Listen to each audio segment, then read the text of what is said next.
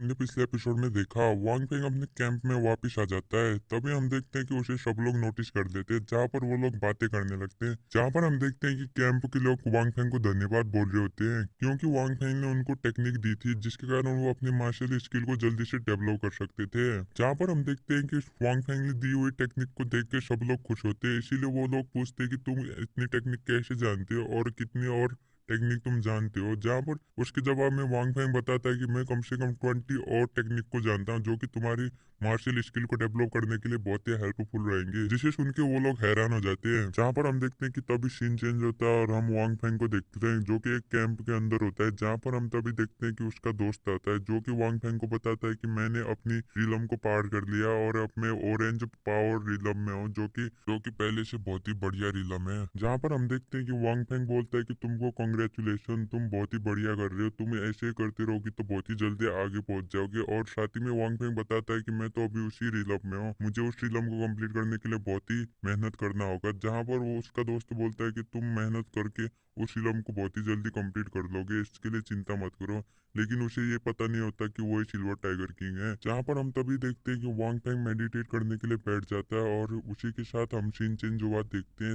जहाँ पर हम देखते हैं कि एकेडमी के लोग सिल्वर टाइगर किंग के बारे में बातें कर रहे होते हैं। जहाँ पर वो बोल रहे होते हैं कि अगर silver tiger king Stan city में आ गया तो वो बहुत ही सेफ रहेगा, क्योंकि यहाँ के डेन भी उसे बहुत ही सपोर्ट करते हैं। इसीलिए हमको लगता है कि अगर सिल्वर टाइगर किंग इधर आ जाएगा तो सबके लिए अच्छा ही होगा। जहाँ पर वो हम देखते हैं कि साथ ही में वो बोलते हैं कि अगर इस साल silver tiger king purple Quincy realm को कंप्लीट कर देगा तो वो 200 साल पुराना रिकॉर्ड तोड़ देगा, जो कि एक ही बंदे ने किया था, जो कि 25 साल की उम्र में उसने क्विंसी लेवल को कंप्लीट किया था। लेकिन ये तो 20 साल से पहले कर देगा, जो कि बहुत ही बड़ी बात होगी। जहाँ पर हम देखते हैं कि ची और उसका दोस्त भी बातें कर रहे होते हैं, जो भी सेम बातें कर रहे होते हैं कि सिल्वर टाइगर किंग अगर इसी साल क्विंसी लेवल को कंप्लीट कर लेगा तो वो बहुत ही पावरफुल बन जाएगा और ये दुनिया के लिए एक मेरेकल होगा। जहाँ पर हम देखते हैं कि तभी एक बंदा आता है और बोलता है कि अगर सिल्वर टाइगर किंग ने ऐसा कर लिया तो डायमंड क्लैन और यंग ब्रस्टर क्लैन बहुत ही जेलस करेंगे, लेकिन वो सिल्वर टाइगर किंग का कुछ भी बिगाड़ नहीं पाएंगे। जहाँ पर हम देखते हैं कि ये सब बातें वांग फेंग और उसके दोस्त भी सुन रहे होते हैं। तभी हम देखते हैं कि एकेडमी की लीडर आती है और बोलते हैं कि 2 दिन के बाद डेमन क्लैन के साथ वार है, इसीलिए हमें प्रिपेयर होना होगा। जहाँ पर हम देखते हैं कि सीन चेंज होता है। जहाँ पर हम देखते हैं कि पूरी एकेडमी बैटल के लिए बैटल फील्ड की तरफ चलने लगती है। जहाँ पर वांग फेंग का दोस्त बोलता है कि मैं भागने में एक्सपर्ट हूँ, तुम अपनी सेफ्टी चाहते हो तो मेरे साथ चलो। जहाँ पर वांग फेंग मान जाता है। जहाँ पर हम देखते हैं कि एकेडमी के लोग और डीमन के लोग एक बैटल ग्राउंड में आ जाते हैं, जहाँ पर वो लोग पहले बातें करने लगते हैं। जहाँ पर एकेडमी के लोग बोलते हैं कि पिछली बार की हार से कुछ सबक नहीं मिला क्या। जहाँ पर डीमन के लोग हंसते हुए बोलते हैं कि तुम इस बार देखो हम क्या करते हैं। जहाँ पर हम देखते हैं कि वो लोग बीस्ट को लेके आते हैं, जो कि अच्छे खासे पावरफुल होते हैं, जिनको देख के पूरी एकेडमी डर जाती है। और उनका एक बंदा बोलने लगता है कि हमें इस बैटल को छोड़ के चले जाना चाहिए, नहीं तो हम बीस्ट के हाथों से मारे जाएंगे, क्योंकि वो बहुत ही पावरफुल है। जहाँ पर हम देखते हैं कि एकेडमी की लीडर को भी कुछ समझ नहीं आता, इसीलिए वो भी मन में सोचने लगती है कि क्या हम पीछे चले जाएं। जहाँ पर हम देखते हैं कि उनको ऐसी हालत में देख के डीमन के सारे लोग हंसने लगते हैं और डीमन योग मास्टर उनका मजाक बनाने लगता है कि तुम हमारे इन मास्टर को हरा नहीं पाओगे, इसीलिए चुपचाप पीछे चले जाओ और अपनी हार स्वीकार कर लो। जहाँ पर तभी हम देखते हैं कि वांग फेंग अपने पेट यूनिकॉर्न को आगे जाने को और कुछ करने को बोलता है। जहाँ पर हम देखते हैं कि उन बिस्टू को एक उल्फू जैसा दिखने वाला डीमन कंट्रोल कर रहा होता है। जहाँ पर वो डीमन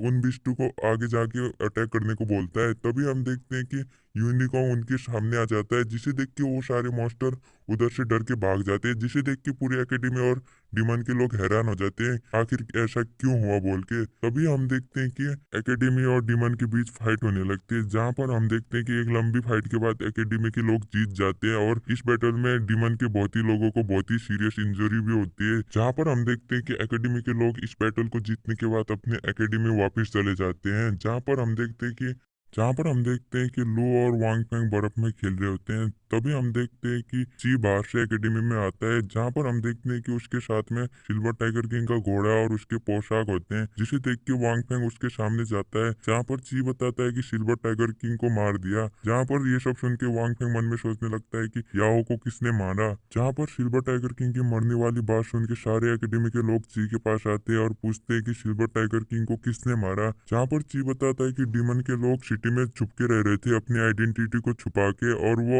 एक मौका का इंतजार कर रहे थे जब सिल्वर टाइगर किंग को मार सके, और वो सिल्वर टाइगर किंग को मार के इधर से भाग चुके हैं।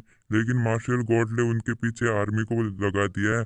अगर वो पकड़े जाएंगे तो बहुत ही हाईली पनिश करे जाएंगे, जिसे सुन के पूरे एकेडमी के लोग बहुत ही दुखी हो जाते हैं। तभी ची बताता है कि जिस डीमन ने सिल्वर टाइगर किंग को मारा उसका नाम याहान है और वो इस सिटी से बहुत ही जल्दी भाग चुका है सिल्वर टाइगर किंग को मार के। जहाँ पर हम देखते हैं कि वांग फेंग ये सब सुन के बहुत ही दुखी होता है। तभी ची उसको सिल्वर टाइगर किंग के सारे सामान दे देता है और बोलता है कि इन्हें संभाल के रखना। जहाँ पर लू पूछती है कि क्या सिल्वर टाइगर किंग के साथ डेन नहीं थे, क्या वो किसी के प्रोटेक्शन में नहीं था। जहाँ पर ची बताता है कि वो फुल्ली प्रोटेक्शन में था, लेकिन उन लोगों ने बहुत ही चालाकी से मार दिया। इन सब बातों को सुन के वांग फेंग बहुत ही दुखी हो जाता है। इसीलिए सिल्वर टाइगर किंग के सारे सामान लेके वो अपने कमरे की तरफ निकलने लगता है। जहाँ पर ये सब देख के लू भी बहुत ही दुखी होती है, लेकिन उसकी दीदी उसे संभालती है और बोलती है कि तुम दुखी मत हो, हम बहुत ही जल्दी इस प्रॉब्लम को भी सॉल्व कर देंगे और बहुत ही जल्दी सिल्वर टाइगर किंग के कातिलों को ढूंढ के उन्हें सजा भी देंगे। जहाँ पर इसी के साथ एपिसोड